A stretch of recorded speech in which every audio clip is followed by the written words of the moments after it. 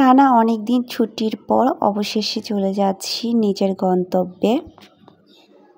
এতদিন সময়টা খুবই ভালো গিয়েছে। আসসালামু আলাইকুম, কেমন আছেন সবাই? আশা করি যে যেখানেই আছেন সবাই ভালো আছেন, সুস্থ আছেন। অনেক দিন বেড়ানোর পরে এখন চলে যাচ্ছি চট্টগ্রাম। একদম ভোর 5:30 আমাদের ট্রেন। আমরা এখন ভোর 4:30টার দিকে আমরা বের হয়ে গিয়েছি। আমাদের এখান থেকে 20 মিনিটের মতো লাগে স্টেশনে যেতে। তো কিছুটা সময় আমরা হাতে নিয়ে বের হয়েছি। এই তো আমরা চলে এসেছি ট্রেন স্টেশনে। এখানে এসে আমরা এখন ট্রেনের জন্য অপেক্ষা করছি। সকালের আবহাওয়াটা খুবই ভালো লাগে, একদম স্নিগ্ধ একটা ওয়েদার। ট্রেন চলে এসেছে, আমরা এখন ট্রেনে উঠে গিয়েছি। তো ট্রেন ছেড়ে দিচ্ছে এখন। অনেক দিন বাবার বাড়িতে থাকার পর চলে যেতে খুবই খারাপ লাগে, খুবই খারাপ লাগছে এখনও, মনটা একদম খারাপ। বাবা মাকে ছেড়ে যেতে আসলে অনেক কষ্ট হয়। তো কি করার, তারপরও আসলে যেতে হবে। জীবনটাই এমন, অনেক কিছু করতে ইচ্ছা করলেও আসলে করা যায় না। জেনিসা ট্রেনের খাবার দেখে খাবার খেতে কান্না করা শুরু করেছে। সেজন্য আমরা একটা বক্স খাবার নিয়েছি, আর এগুলো আমি একদমই খেতে পারি না, আমার হাজব্যান্ডও খেতে পারে না। সেজন্য আমরা এগুলো নিতে চাই না। তো জেনিসার জন্য আমরা এক বক্স নিয়েছি। এগুলো কাটলেট দেয়। কাটলেটটা এত বাজে খেতে, একদমই টেস্ট নাই। আর পাউরুটি দিয়ে দেয়। তারপর একটা চিকেন ফ্রাই দিয়েছে। চিকেন ফ্রাইটাও খেতে একদমই মজা লাগে না। আমার মেয়েও একটু কাটলেটটা একটু খেয়ে তারপর আর খায় না, সে আমাকে দিয়ে দিয়েছে। তো আমি ওইটা খাই না, পুরাটা খাবারটাই নষ্ট হয়েছে। শুধু জেনিসে এক পিস পাউরুটি খেয়েছে। ট্রেনে আমাদের সবসময় আসা হয় না।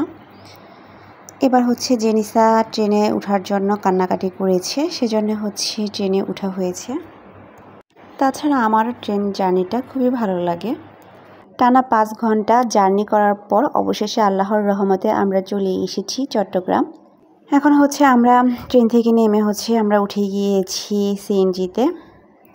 এই তো আমাদের অনেক দিন ছুটির পর আমরা এখন আবার যে যার মতো আগের মতো কাজে ব্যস্ত হয়ে যাব। অবশেষে আমরা বাসায় চলে এসেছি। অনেক দিন বাসায় ছিলাম না, সেজন্য বাসার সব কিছু খুবই বেশি ময়লা হয়ে আছে।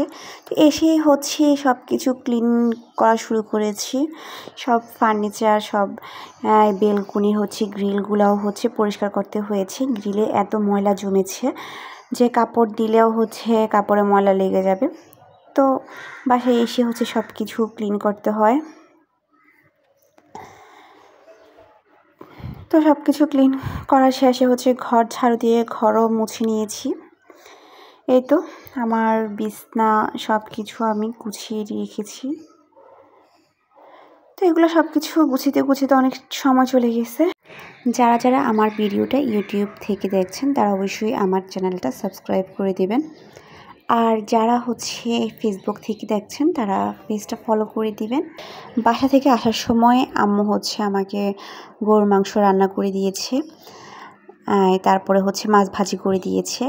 এত দূর থেকে আসি, তারপরেও বাসায় এসে রান্না করতে হবে, সেই জন্য আম্মু এগুলা সবসময় রান্না করে দেয়। আর তাছাড়া আরও অনেক কিছুই দিয়েছে, গরুর মাংস, কাঁচা গরুর মাংস দিয়েছে, তারপর চালের গুঁড়া দিয়েছে, তারপর আম দিয়েছে, আচার, অনেক কিছু দিয়েছে। তো আসলে মা বাবারা এমনই হয়, তাই না? আমরা আজকে বাইরে খেতে যাব। টানা একদম মাছ মাংস খেতে খেতে বিরক্ত হয়ে গিয়েছি, সেজন্য চলে এসেছি আমরা এখানে একটা ভর্তা হোটেল। ওইখানে আমরা ভর্তা দিয়ে ভাত খাওয়ার জন্য। এখানে অনেক রকমের ভর্তা পাওয়া যায়, আর সবগুলো ভর্তা খুবই মজার টেস্ট হয়। এটা ভর্তার জন্য অনেক বিখ্যাত একটা হোটেল, নাম মেম্বার হোটেল। তো আমরা এখানে দুপুরে খাওয়া দাওয়া করেছি। খাওয়া দাওয়া করে এখান থেকে আমরা বাসায় চলে গিয়েছি।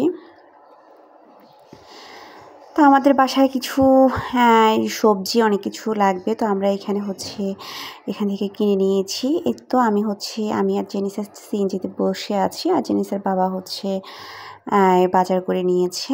এখন বাজার করা শেষ আমরা চলে যাচ্ছি বাসায়। তারপর আমরা খাওয়া দাওয়া করে এখন বাসায় গিয়ে একটু রেস্ট নিব, একটু ঘুমাবো। ঘুম থেকে উঠে নাস্তা পানি খাবো। আর রাতের বেলা তেমন কিছুই ঝামেলা করবো না। রাতের বেলা একটু ডাল ভুনা করে নিয়েছি, আর সাথে ডিম পেঁয়াজ মরিচ দিয়ে ভেজে নিব। আর জেনিসের পাপা একটা ভর্তা করছে। এই তো এতটুকুই আমাদের রাতের বেলা শেষ, কমপ্লিট হয়ে যাবে। আগামীকাল থেকে আমরা রান্না বান্না সব কিছু শুরু করে দিব। তো আজকে এই পর্যন্তই। সবাই ভালো থাকবেন, সুস্থ থাকবেন। আল্লাহ হাফেজ।